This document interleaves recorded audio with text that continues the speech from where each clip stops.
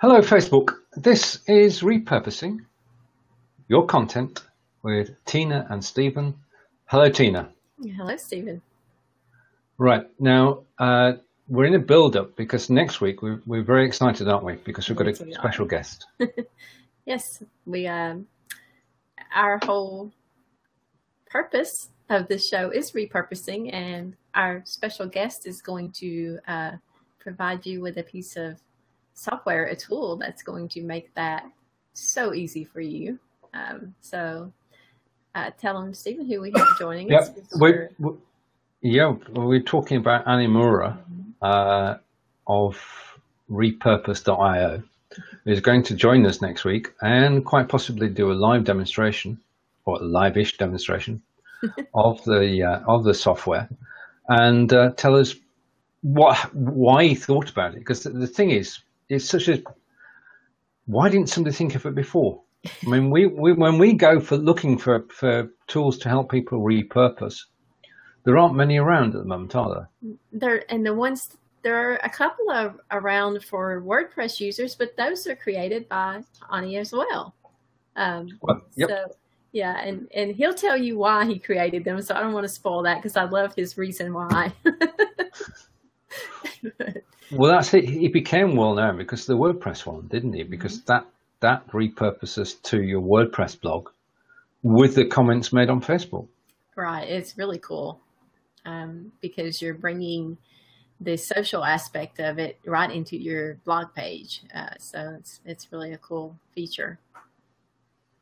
I'm excited to have him on. I've had the pleasure of interviewing him before, and we both are just huge fans of Repurpose.io. So.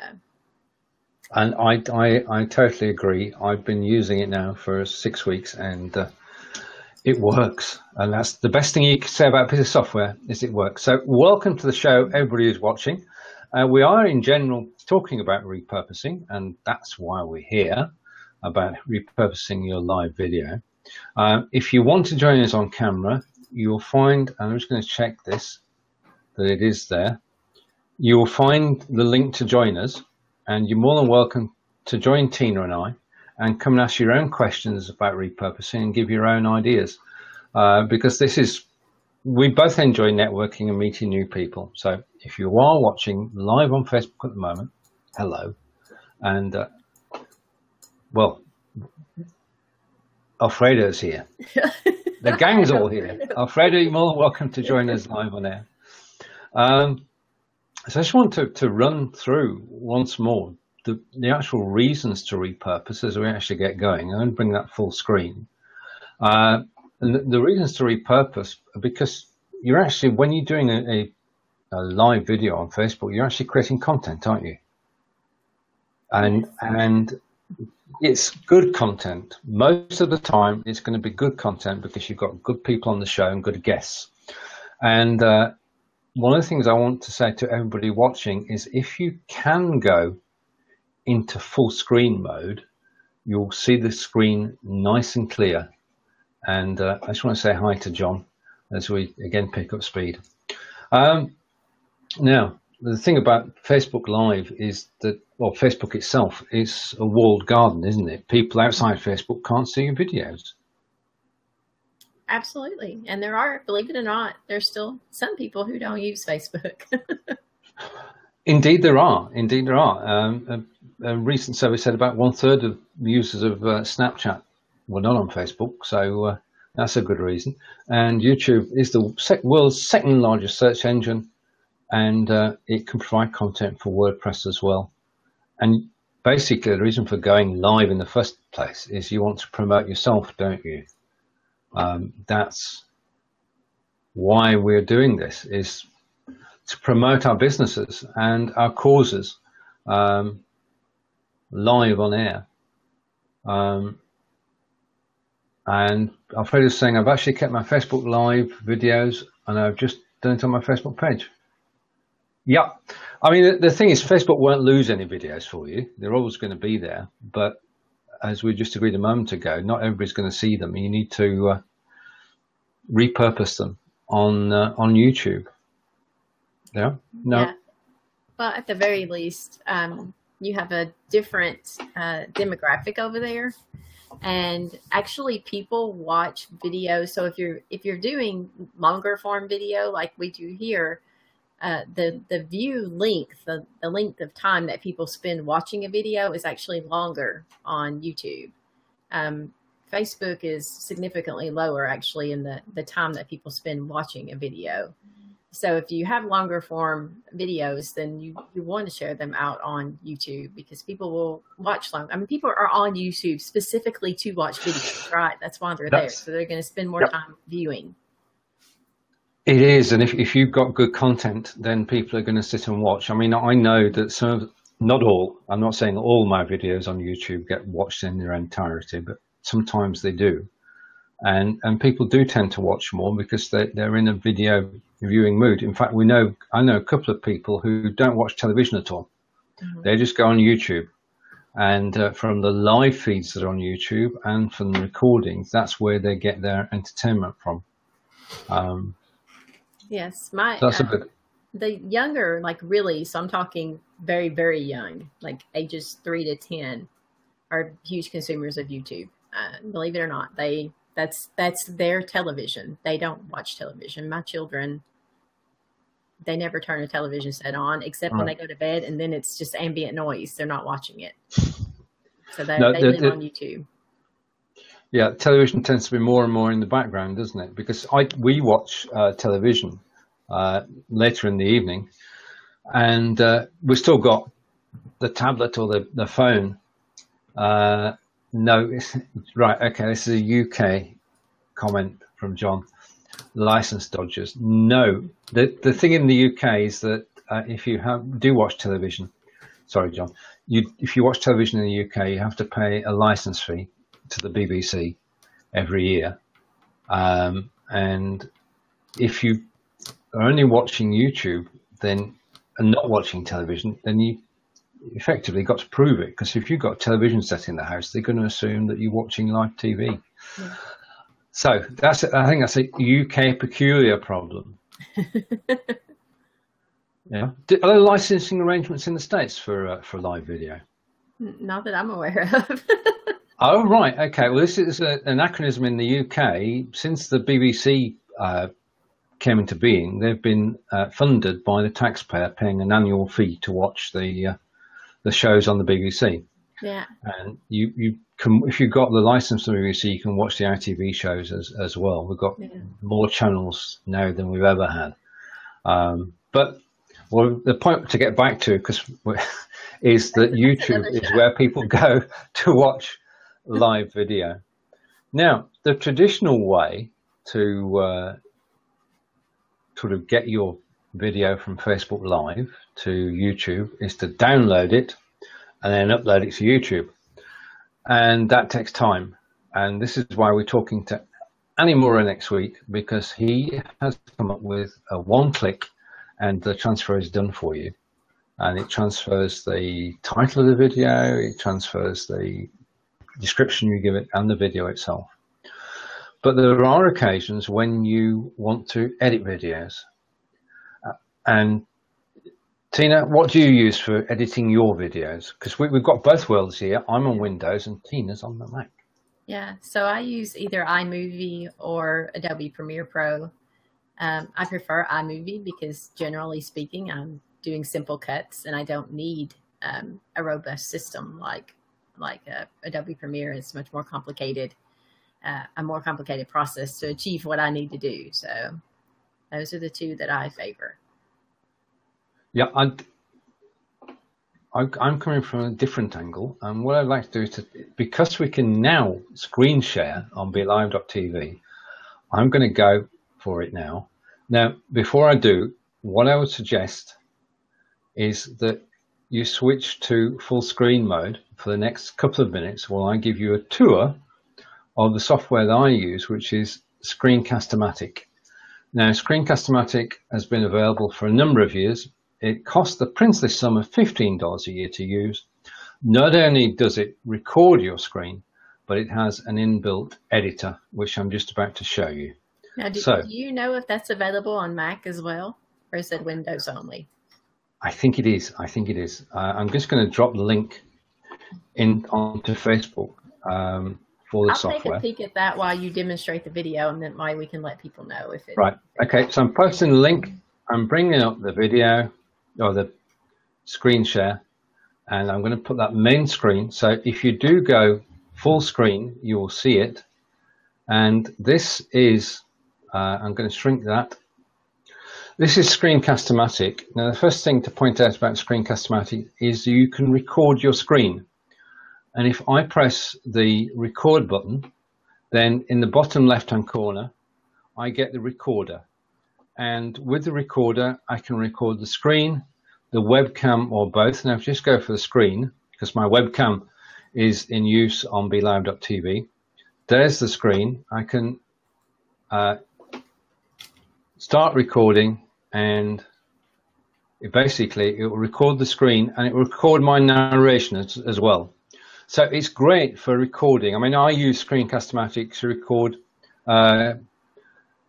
lessons in my Udemy courses and my Skillshare courses. And it's great for that because you can talk through a screen and record it. That's how Screencast-o-matic started. So I'm going to cancel that for a moment and shrink that and come back to Screencast-o-matic, which I managed to close. Just give me a moment. These things will happen. So Screencast-o-matic is back. I'm just going to check that it's still there. Just a moment. This is live, and I lost the picture there, and share, and I'm going to bring it back and go full screen again. Right, the pearls of live broadcasting. Right, okay, so we're now back full screen, and if you go full screen as well, you'll be able to see this. Now, this is a video that was recorded using BeLive.tv last night, and this is the BeLive weekly show, and basically it's an edited version of the show, and you can see there Mr. Jeff Adams, our revered leader in the BeLivers group, and if I go into edit mode, access to the full video, and I can go to any point in the video. Oh, not that bit, not that, perhaps that bit, or that bit. I can. Oh dear, this is not working out well. There's Ross and Rachel and me, and come back to Jeff, Ross and me. Okay, now in terms of editing, I'm going to go back to the beginning now, Tina. You can, using Screencast-o-matic, you can cut a section straight out. You can copy a section into another video. You can hide the webcam. You can insert another video file. So if you've got two video files, you can bring them together and do a good join between them. So you have two video files into one.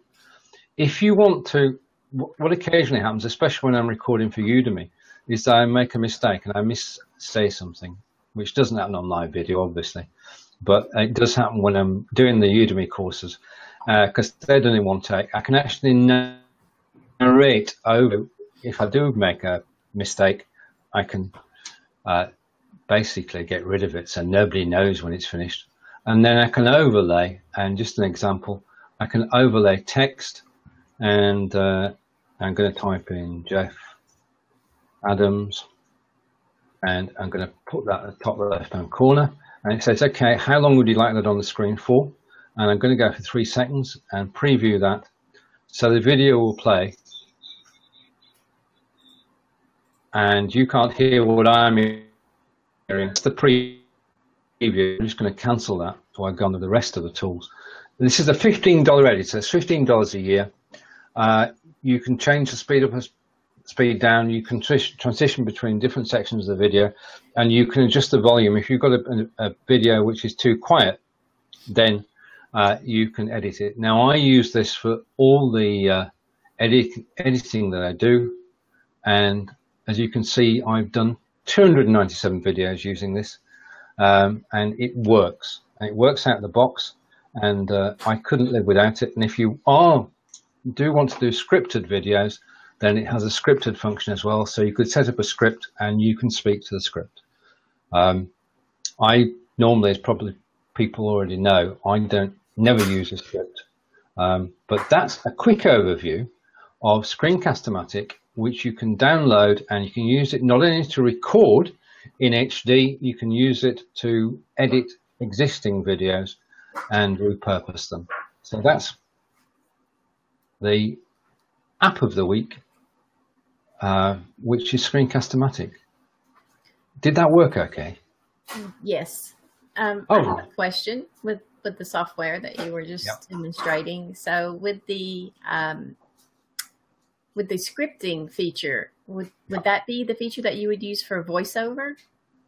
Indeed, yeah. Basically, and we're coming back to using video for creating courses. What as well?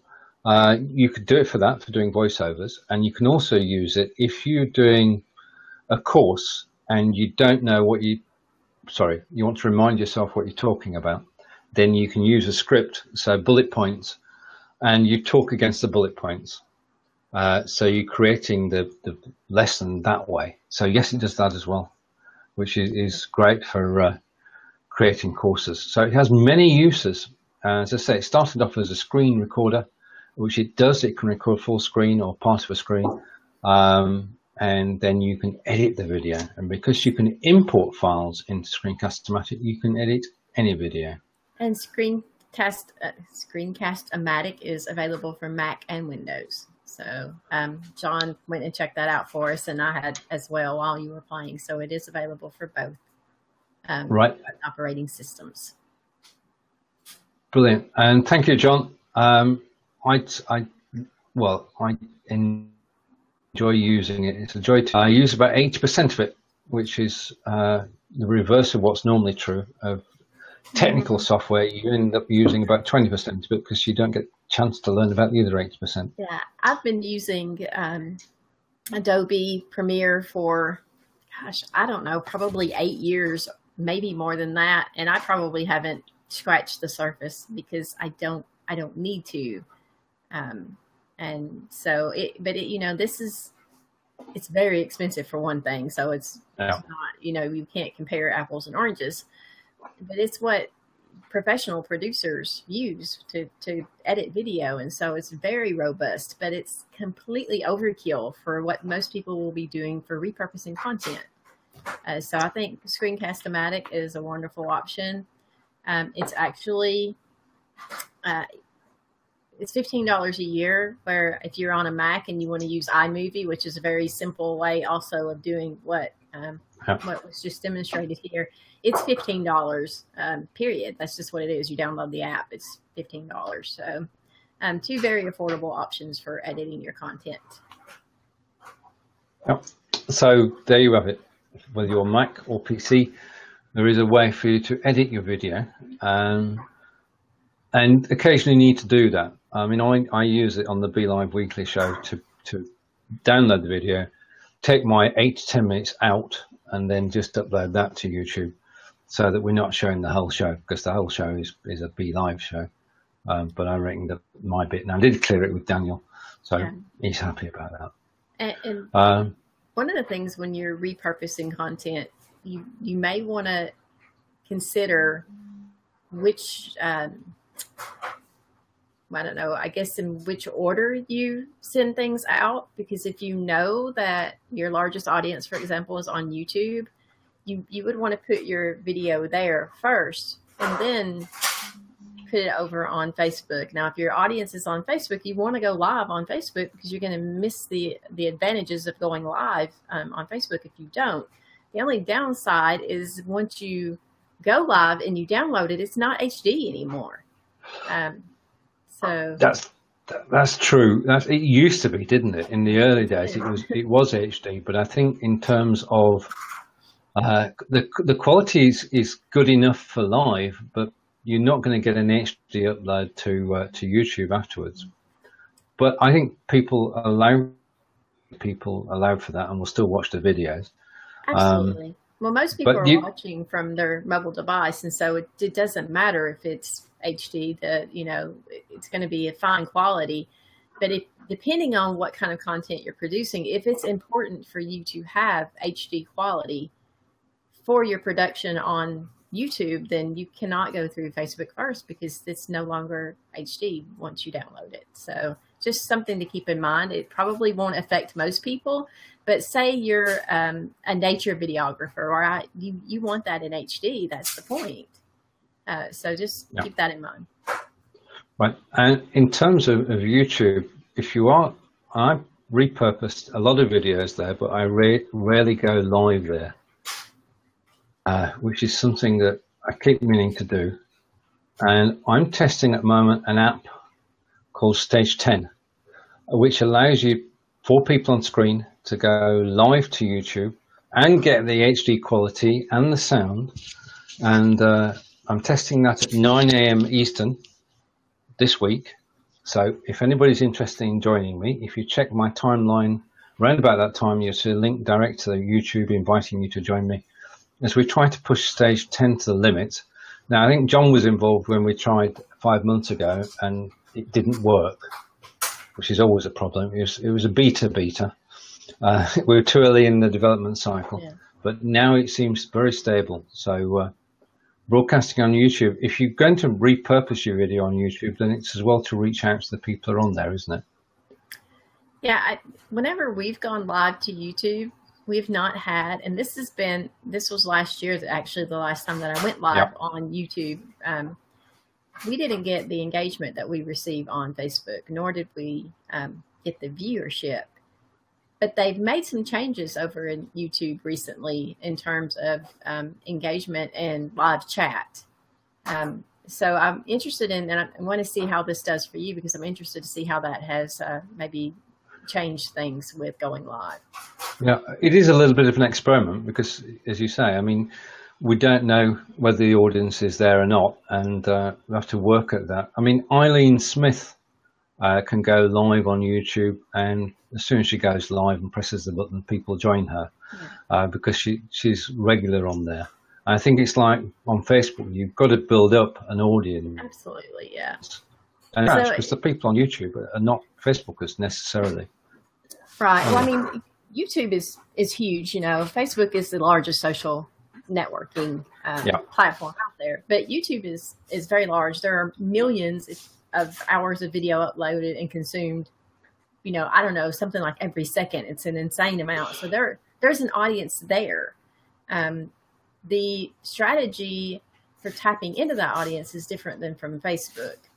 So I think it's just important to decide what platform you prefer, because sometimes it's simply a personal preference and sometimes it's a matter of audience, right? So I would encourage people to, if they're new to live video, to test both platforms. Just do some split testing, see what works for your particular niche. Indeed, it's all about experimenting and trying things out and being willing to get it wrong in order to get it right somewhere down the line, which is true of all live video, because it's the mistakes that make the show interesting. Just like to say hello to Jacqueline. If you want to join us on camera, then just press the link which is in the post itself. And anybody else who's watching, I missed one. Right, and thank you, Drew. We're talking again about Screencast-o-matic, and I mean, for me, it's just simple to use. And we've posted the link once, we'll post it again, but it deserves a wider audience. And I'm glad I got the chance to show it to you today through BeLive.tv screen share. That's the thing about the screen share. It's finding uses for it, isn't it? Yeah, and well, I mean, I love screen share because a lot of what I do is instructional.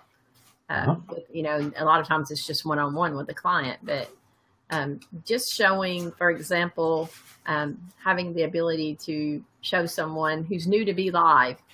Yes. Where the little orange chat button is down at the bottom, you know, it's there, but it's easier just to show them. So look, this is where you do this. This is how you click on the agenda and make it open up. Sometimes those things are not immediately intuitive when people are using them. Although I think Be Live has a great interface. It's very intuitive, but it's just so much easier to just open this up and show someone as opposed to going through, you know, 25 texts to try to get to the point of having to understand. That's it, because just to go to screen share again, And again, if you're watching, if you just go full screen, I'm going to bring this up to the broadcast and put it on the main screen. This is what I can see as the controller of this show, or the producer of this show.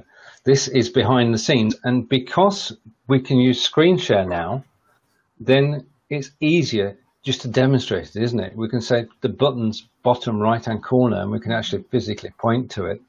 As you can see, well, do you want to walk through the layout so that people?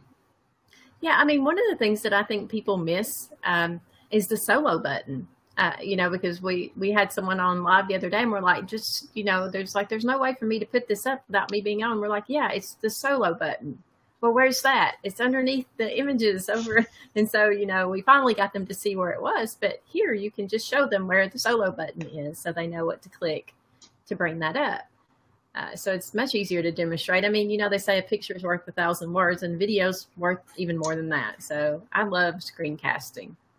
It totally is, because you can illustrate your point and talk about it. And just to give you an overview of what I can see, this is what I see when we do Blabbing for Britain on Thursdays. And John will understand in a moment why things don't always go as they should. You've got the 3 live screens at the top, and we can switch between, as Tina said, we can make any of those screens solo. Underneath that, we can have up to 10 people in the lobby, and then we can bring in screen shares and graphics. And we've got an agenda, which you may be able to see. I clicked the wrong button.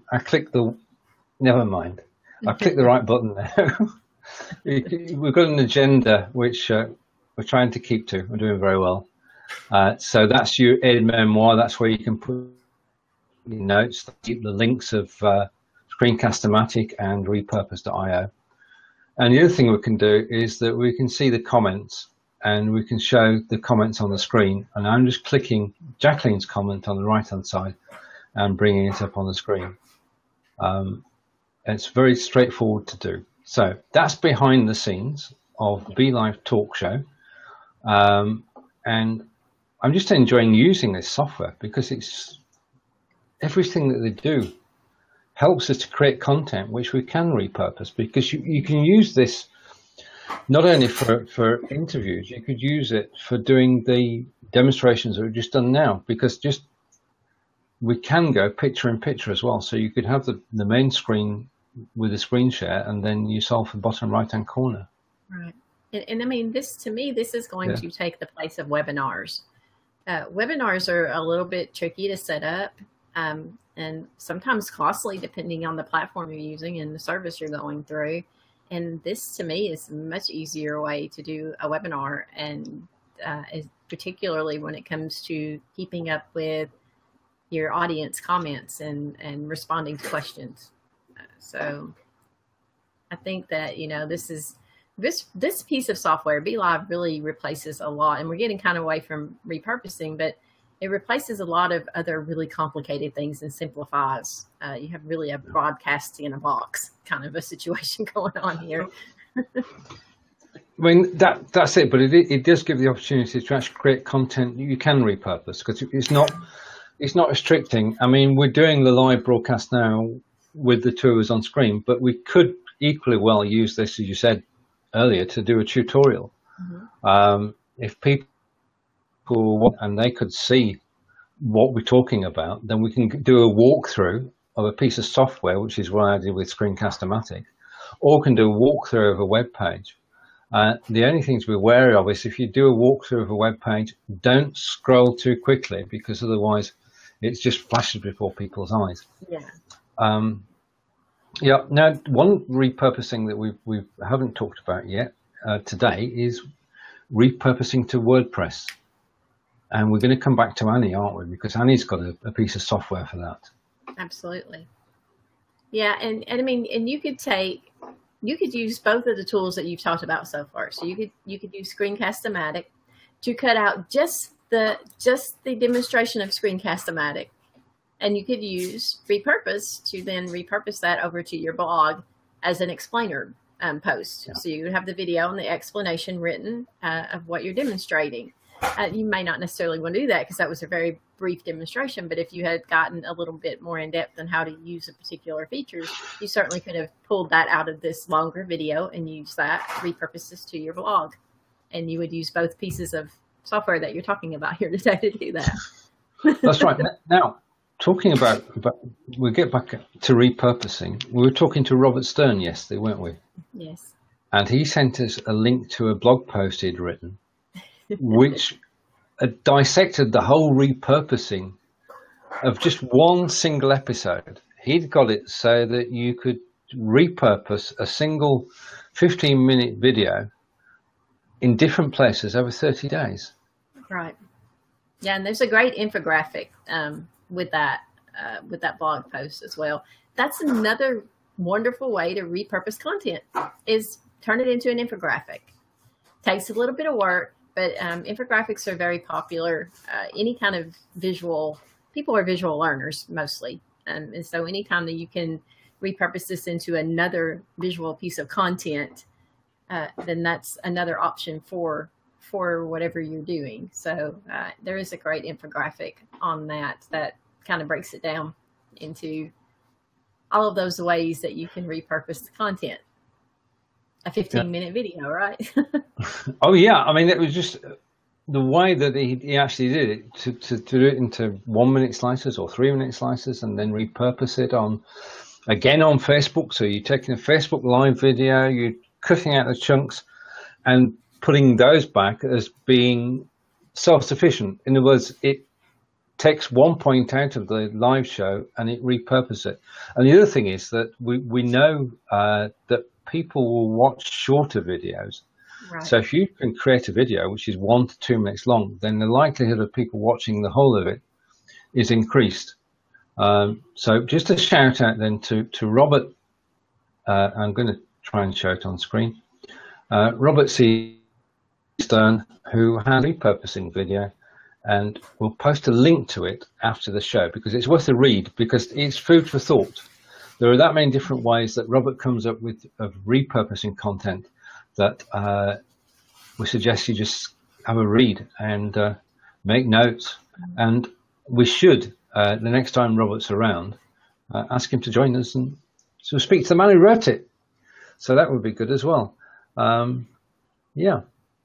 Yeah, I like the something that I hadn't really considered was pulling out quotes from the video and actually taking a screenshot of the video itself. So if Stephen says something incredible in this broadcast, then, just take a screen capture of his image while he's saying whatever he's saying and overlay the quote onto that, and then that links to the full video. And I think that's another great visual way to repurpose your content and lead them back to the whole piece. And a lot of times that's what people will do. So they'll pull out those little 2-minute chunks, but then there's a link to the full. So if if you like, come and watch the whole thing. Well, that's BeLive.tv do that, don't they? They take a screenshot, they put a caption over it to explain it in greater depth, and then they leave a link to the main video. And the other person who's good at that is Irene Chan. And Seth Golden does it too. Yeah. I mean, Irene takes the Wednesday show, Wednesday 10 a.m. tomorrow, the one-stop live show, and she repurposes that and takes out sections, and she highlights people who are in the video and explains the point that's being made, and then repurposes it all over Facebook. So repurpose. You don't need to leave Facebook to repurpose things. You can take a video and cut it up. And like I say, hello to Chris. Hey, Chris. Yeah, nice to see you. Doing the quotes on the image and linking that to a video is also a good way to repurpose your content over to Twitter and Instagram and those places where you cannot share. You can, but you can't directly. So if I directly take the link to my Facebook video and I paste it over to Twitter, it does not produce a video image. It just produces a link. Yeah. So you could create that image with the overlay that we were talking about with the quote and link that to the video. Or you can use, and I know you're a fan of if this then that, you can actually use that as well to make that happen for you. Now you brought up a great piece of software there. I'm just going to put it in, and because this has been around for so long, and it just simply works. If this then that is conditional software, and if A happens, then do B. So if A happens on Facebook, there's something else on Twitter. If A happens on Twitter, there's something else on LinkedIn. It's a marvelous way of actually automating the system. Right. Okay. Now, a moment ago, we mentioned this gentleman, Robert C. Stern. And, well, he must have heard us because Robert is with us now. If you want to leap in, Robert, the link's in the post, and we can ask you about the video. This is live video at its best. Thank you, everybody who's watching us. Tina and I are on a mission to take your Facebook live video and help you repurpose it all over the web, because you're creating great content and you should make more of it. And we're going to show you ways over the coming weeks of how to download that software and repurpose it on YouTube, on Instagram, in fact, everywhere. By the end of this, you'll know that this content that you're creating on live video on Facebook has a second, if not a third life. And Robert says give him 3 minutes, so we can go back while we're waiting. Sorry, Tina. Yeah, I was just going to say, are you using if this then that in conjunction with Repurpose? Indeed. If this and that, what I've done in the Udemy course is that the first 2/3 is about repurpose.io, and then the last section is about IFTTT. Yeah, because I found IFTTT that will effectively post the video back to Facebook from YouTube. Yeah, giving it a second life so that people can see from YouTube. I didn't generally do that the day afterwards. It can post it to your WordPress blog and create the blog, and then it also I use IFTTT.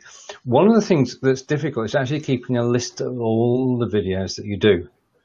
Now, if you have an IFTTT recipe, not a recipe, it's not a recipe anymore, is it? It's an applet. If you have an IFTTT applet, you can, so every time you create a YouTube video, it creates an entry on a Google spreadsheet. Yeah.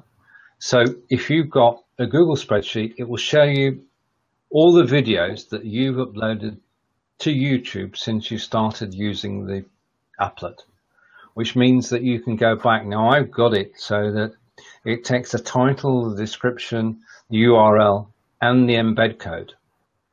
So that if I want to embed one of my videos anywhere, I just need to go to the spreadsheet. I don't have to search for it. I just go to the spreadsheet and scroll down the columns.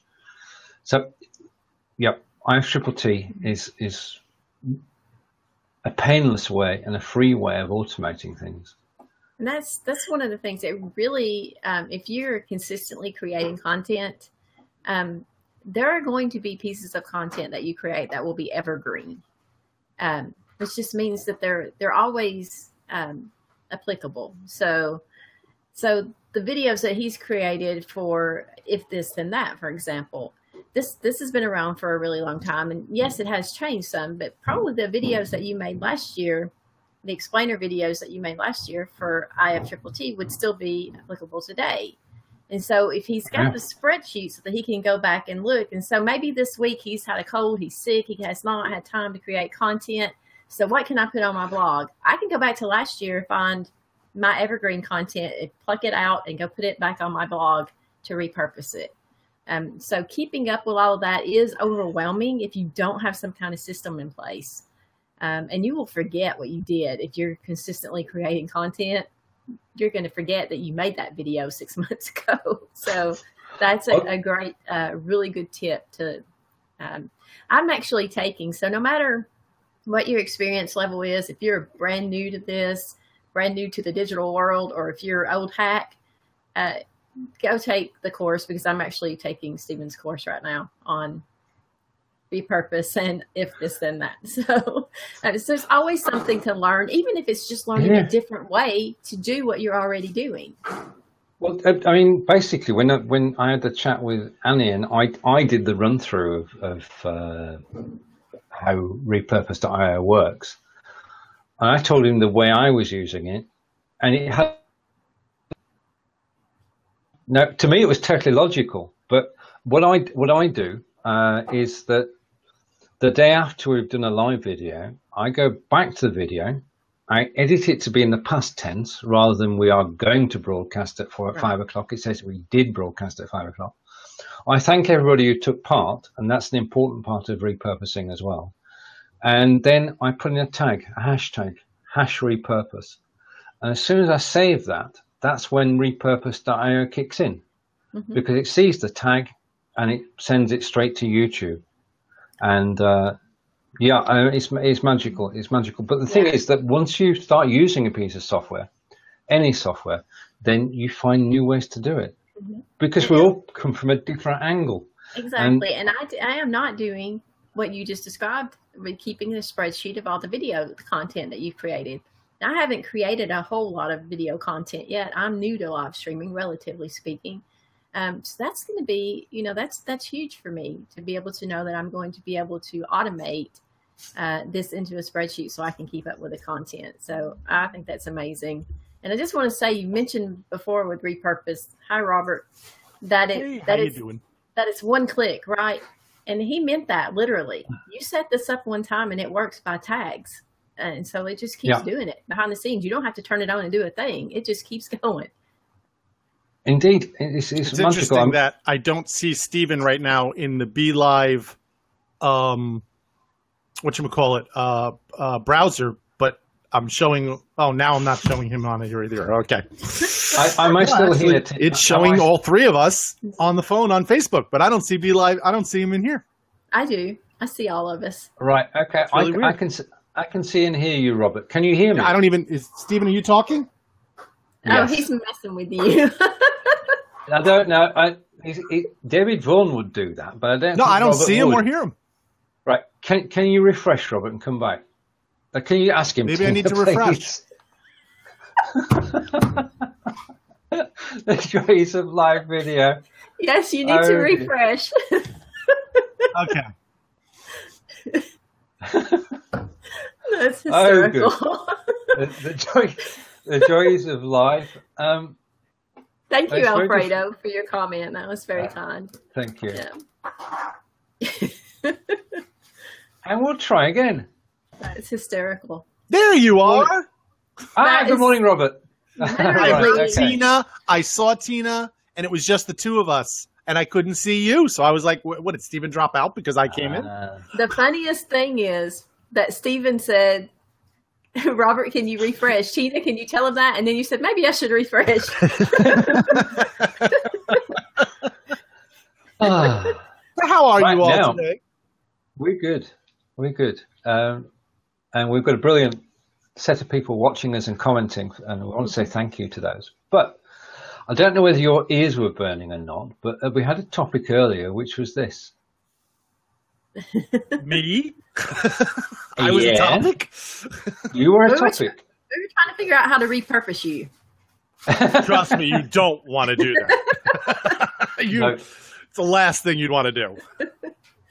Well, yes, I kind of understand, Stephen, that I there might have been something said because a little birdie told me. Ah, right. The grapevine. It was called the Tina bird. All right. Only available in Tennessee. That's right. Kind of an endangered species. So am I afraid to, hey, John, how you doing? So what was said about me, or do I have to go watch the replay? No, you don't have to watch the replay. We'll happily explain. We are talking about repurposing today, and we touched on it when the three of us were talking yesterday, and you kindly sent me a link to your blog post, which I read earlier today. But we thought it would be brilliant if you, as the author of the blog post, that you could just give an overview of how you see things when it comes to repurposing, because that would be priceless. And what we'll do, and this is beforehand, is that when we get the recording, we will repurpose that section of the video and send it to you so you can put it in the blog post. Oh, thank you very much. Okay. And that's what it's all about. It's finding information from things you've done in the past that you can repurpose. And listen, the reason we need to repurpose things is because in reality, it takes 6 to 7 times for people to see or hear something to register. In other words, to change a habit, to understand it, to kind of get the idea about it. So anything can be repurposed. And that's what's great about video and live streaming. So in the article, and there's actually a chart in the article, which kind of gives a little bit of idea that if you take one 15 or 20-minute post of a live stream or a video, that can literally be changed into 30 days of content for you. And reusable content, even, I know when I jumped in, Tina was mentioning like an old video or an old blog, bring it back and re-put it out because there's going to be people that never saw it in the first place. So 30 days of content across the board on all the different platforms from one 15-minute to a 30-minute video.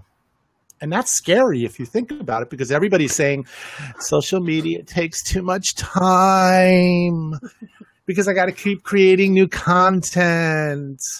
Well, yeah, you do, but you don't. You just have to make the most of the content you have created. Mm-hmm. And good content is, I always, and we've heard this for years, that content is king. A good friend of ours, Roy Montero, disagrees. He says the content provider is king. And when he explained to me why he believes that, especially with live gaining the prevalence that it is, I tend to have to agree with him. And so, if you are someone who creates good content, like the blog post that we were sharing with Robert is going to take that blog post and do, 30 other things with it, if not more. He has the infographic already embedded. He soon will have a video to put in with it. And this is all, so while these are separate pieces that he created, the graphic had to be created separately. The video was created separately. The content is the same, right? The message, the information is the same. And so don't kind of get wrapped up in saying, oh, I made this video and I've got to cut it into 30 different things. Well, not necessarily. That's not exactly what we're saying. While you can chop that up into pieces and reuse that particular piece, what else can you create from the content? That doesn't necessarily mean the video. What you said is the content, not the video itself. So definitely. I mean, part of creating content is using old content and reverbing it or designing it where they can click back to the original, but to put it out in different ways, because, obviously if you're going to put it out on Twitter, you're going to put it out on Facebook, you're going to put it out on Instagram, it's got to be shaped and formed into a different look, because you can't use the same thing on every single, how a picture looks on Twitter is how completely different than how a picture looks on Facebook. So you have to reform it. But if you can take a video and link it to all these different things to put out, to have it go back with a link to the original, or in this case, my blog, it's another way to get this content out. But there's so many things. And yes, one of the things Tina brought up, you can take a video and cut it up. I mean, you can have little video clips to do. One of the things I bring into it, right away is if you come on and you're giving 5, 7 tips about something, each one of those tips now, whether it's a video or a tweetable little thing, is another piece of content with a link back to the video. Yeah. You know, or somebody says a golden nugget. I've done it where I said something and then I went back and watched it and I go, you know, okay, I like the way that sounded. It's kind of like a quote. Well, then I took that quote and I went into Canva and I made a picture of the quote and sent it out through different things. And I could link it to the blog or I can not link it to the blog. It's my choice at that time. No, that's where strategy comes in. So what is your plan? What is your point B? Do you want this piece of content that you've repurposed to lead back to the original piece of content, back to a blog? Do you want them to sign up for a newsletter? What's your point, right? So there's a little bit of strategy when you're repurposing on where you want people to go, where you want to lead them with it. But you can, there's nothing that says you have to choose one, like I can only lead people back to my blog. No, just decide what you're wanting to do when you craft that and repurpose it. I know Kara's had some really good comments here that I saw kind of fly by. Oh, sorry. Right. Okay. Yeah. I'll just read them out. Thank you, Cara.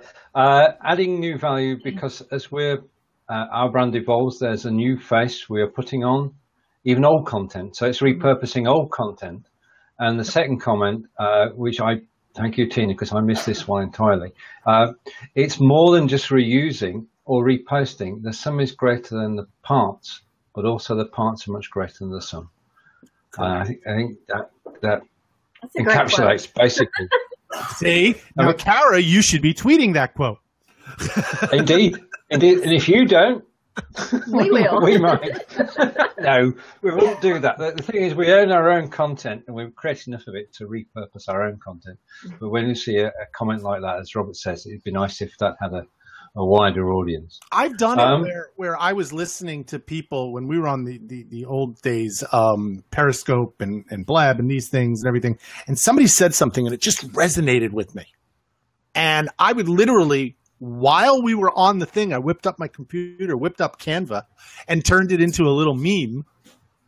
And I put that person's name as the author, and then I tweeted it out, but I tagged them. Yes, and it's great when other people repurpose your content for you. Mm-hmm. And it's fine to do that. As long as you're tagging the person and kind of giving them the. It's kind of like somebody right now taking Kara's quote, turn it into a thing, put Kara's name on it. You go on Twitter or Facebook, you put it out, and you tag that person.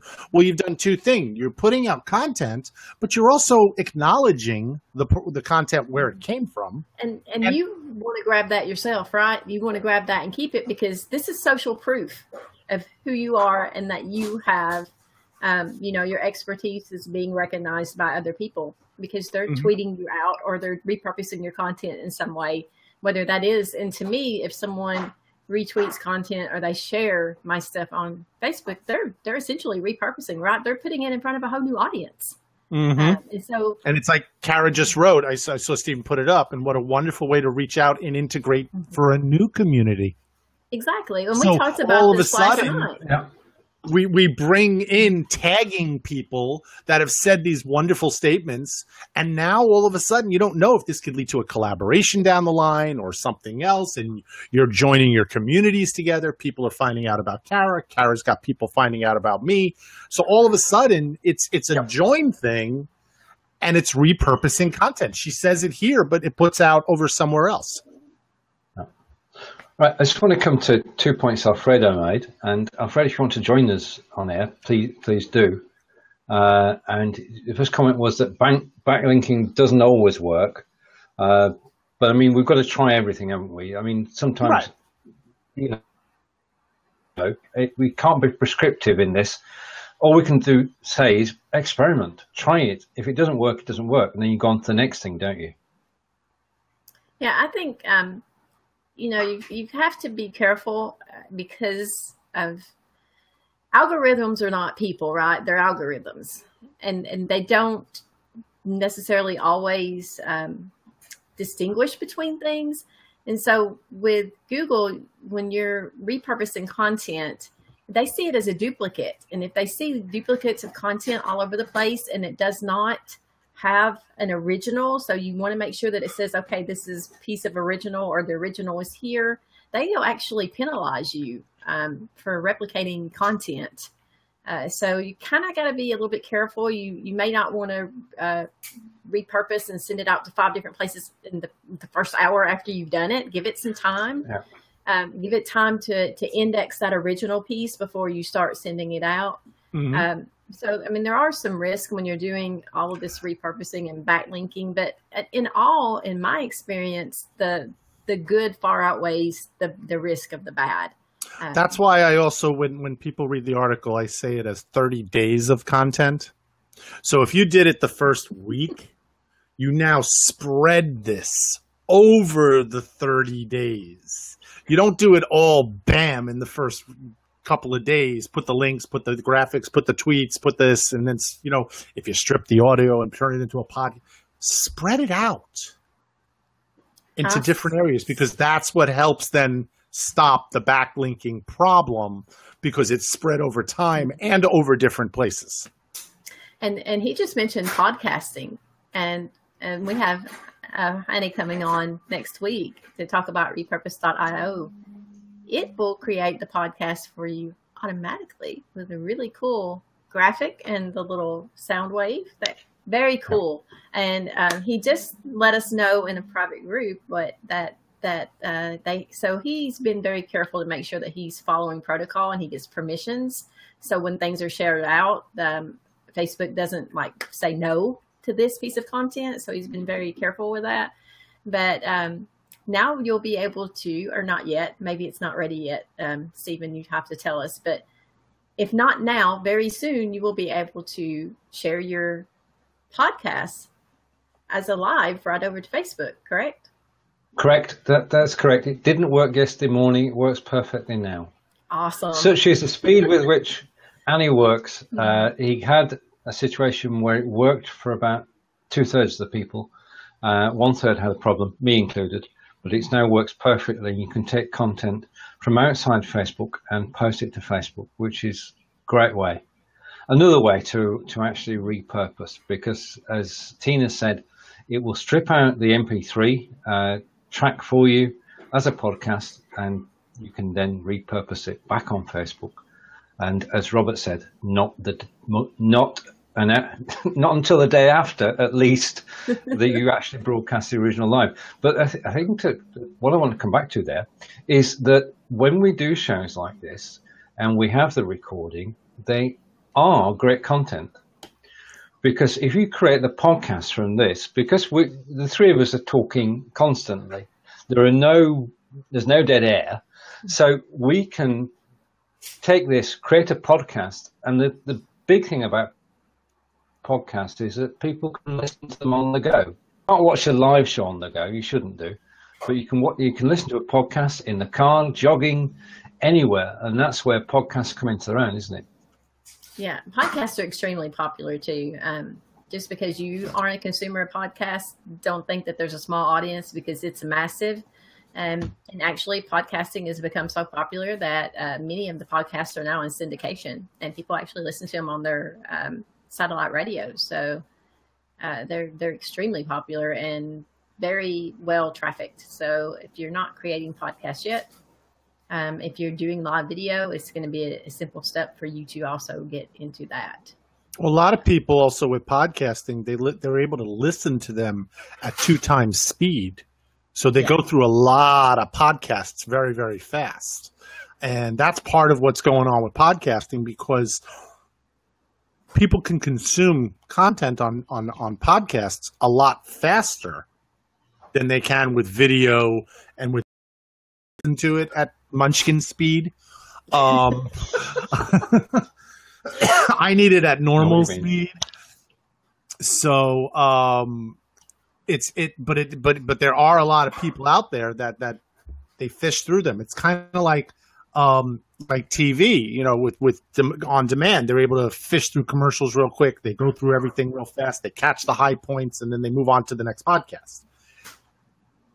Yeah, I mean, you can, as we've said, take the video and repurpose it. But the other thing that's working its way towards us, I think it's called Facebook Audio. Mm-hmm. Or Facebook, yes. where you can actually record the podcast on Facebook itself. Yes. Yeah, I don't have that yet, but I know that it's slowly rolling out. I keep checking my phone. You have it, Robert? No, I was looking at a comment Kara said about syndication speaks to extended reach, as I said.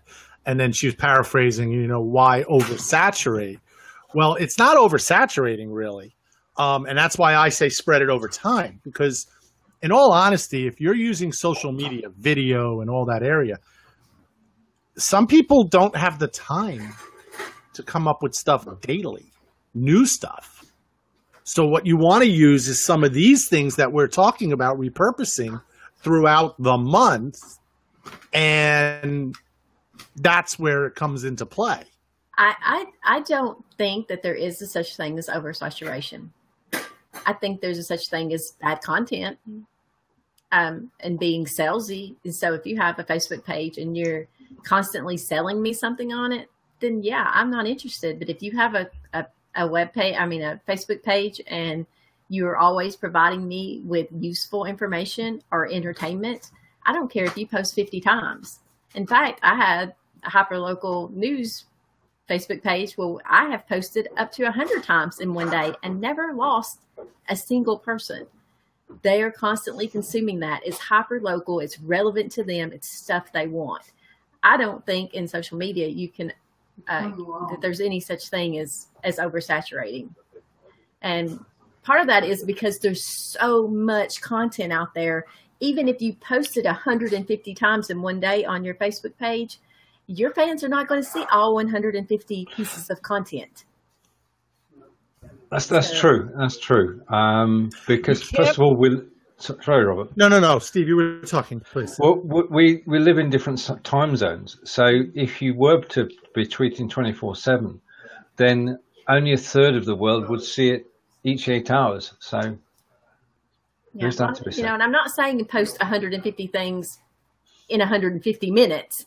I'm saying, if you did that over the course of a day or a week, we used to, and I don't know if this is really true anymore, but my clients would come to me and they were like, well, my last social media manager said I should not post more than twice a day. And I'm like, well, then they're wrong.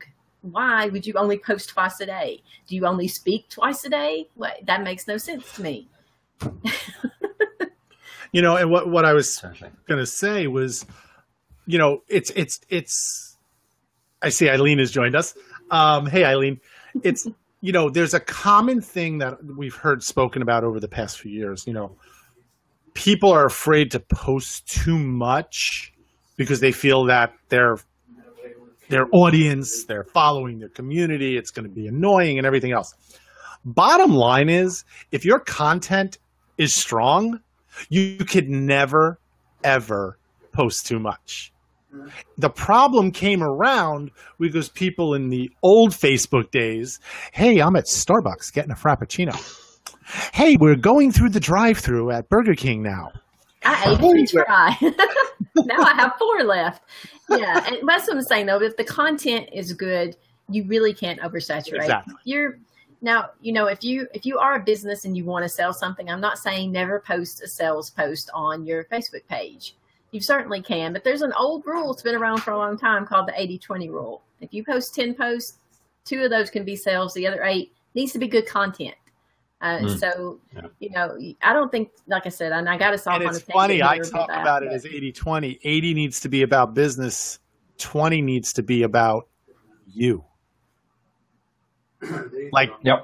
The personal side, because let people get to know you.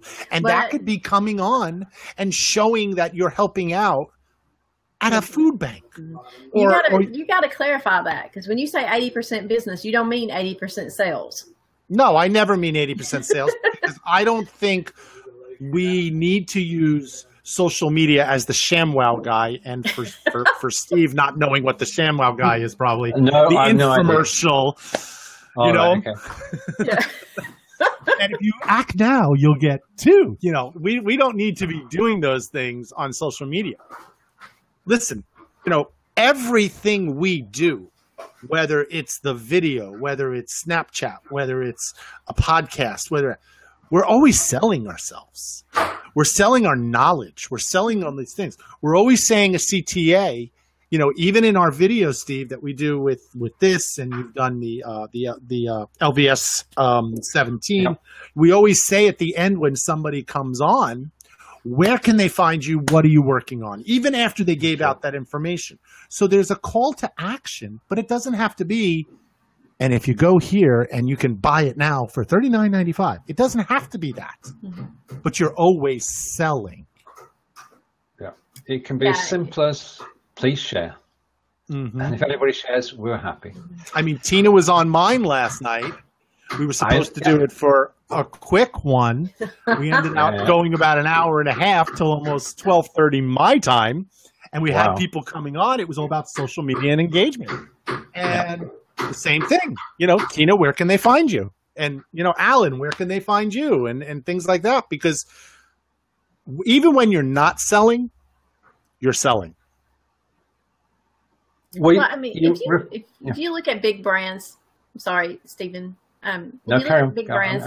I'm good. So I'll use Taco Bell because Taco Bell is brilliant on Twitter. They really are. They're a great brand on Twitter. They're hysterical.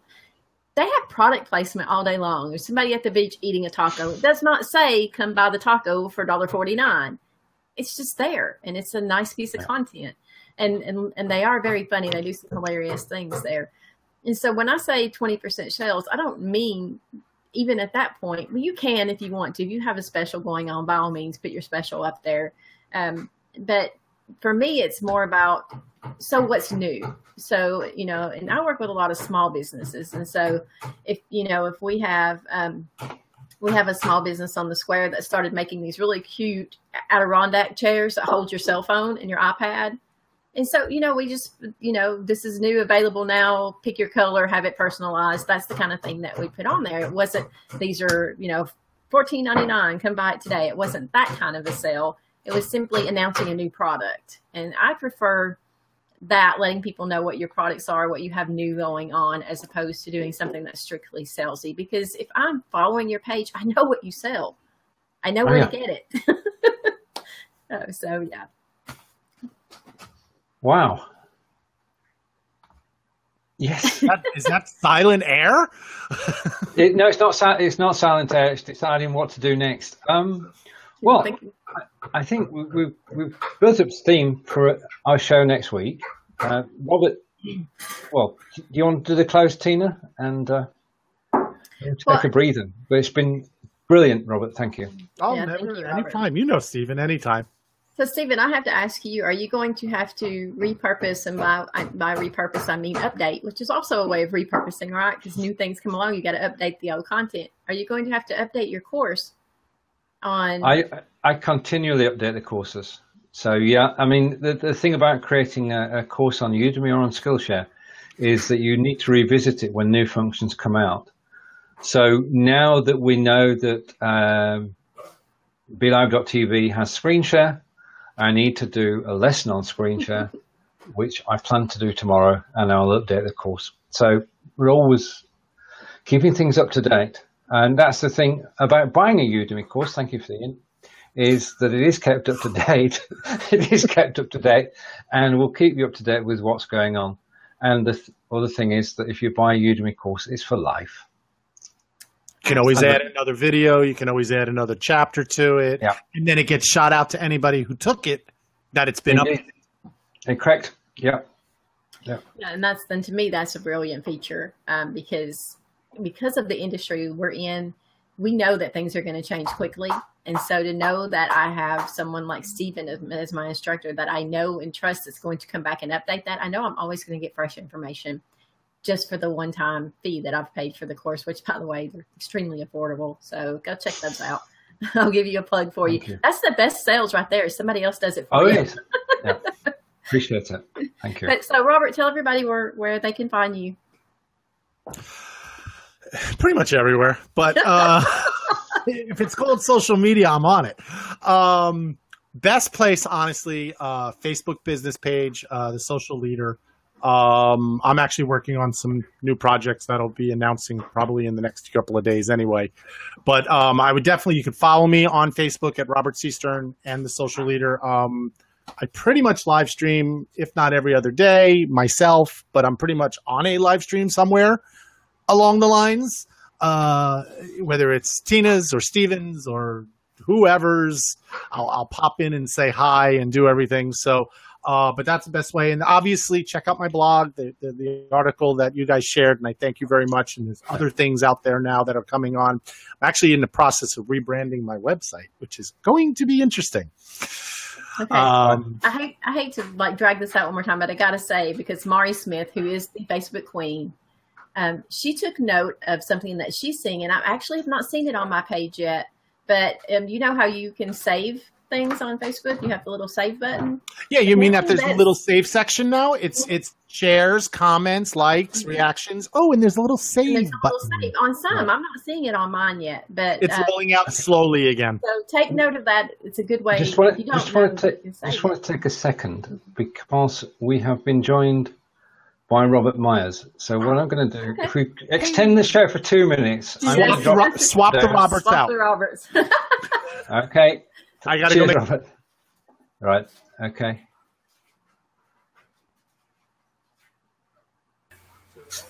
And hello, Robert. Good morning, Stephen. Good morning, Tina. And good morning, Robert.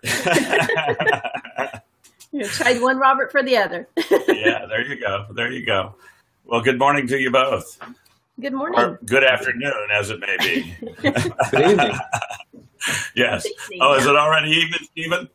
Yeah, it's just after 6 o'clock. Okay. Okay. Very good. So what? Well, I saw your title about repurposing, and I just think that really is some of the tools that are being created as time savers are just superb. And you know, there's so much flux in this arena as you just mentioned. Indeed, yeah. It's moving so fast. I'm not sure where that beating was from, but it's somewhere in the background. The idea of Robert, you're breaking up. Can't hear you. The course, you know, being updated is okay. Well, is that any better? You're kind of in and out. All right, I need to refresh, I guess. Well, before you go, because I think we can hear you. I know Robert is using Repurpose, or will be using Repurpose, and yes, I am. Let Robert and everyone else know that we'll have Hani Mari here next week to demonstrate and to talk to us about that wonderful product. So, so try to continue. You seem to be okay right now. Okay. Yes, I love Repurpose. I've got the I used all my freebies and then got the full paid version, and it is exceptional. It's really a terrific tool. Yeah, we're excited about bringing that. Yeah. So anyway, I just wanted to pop in and say hello, and I'll be in touch with you, Tina, later as we have scheduled. And yes. Stephen, I do want to take you up sometime on being a little more time on the screen with you. Okay. We'll have to explore that possibility. Indeed, good idea. Okay, thanks for joining us. We'll catch you later. Absolutely. Ciao. Bye. Ciao. And we're back to how we started, Tina. Well, thank you, Stephen, again for another wonderful episode, and to Kara and Robert and Alfredo and John and everyone who's watching. We really appreciate your comments and interaction. It helps us keep the pace moving along. So when we do repurpose this into a podcast, because we will, right, Stephen? Oh, yes, we will. Then there'll be no dead air there. So another great show. I'm just having a blast. Thank you for doing this with me. We enjoy the show, and that's what it's about. We enjoy it, and grateful for everybody who watches and joins in, and your comments there have been brilliant. So we'll be back next week with special guest Annie Mura. Take care until then, and from Tina and I, bye for now. Bye-bye. Bye.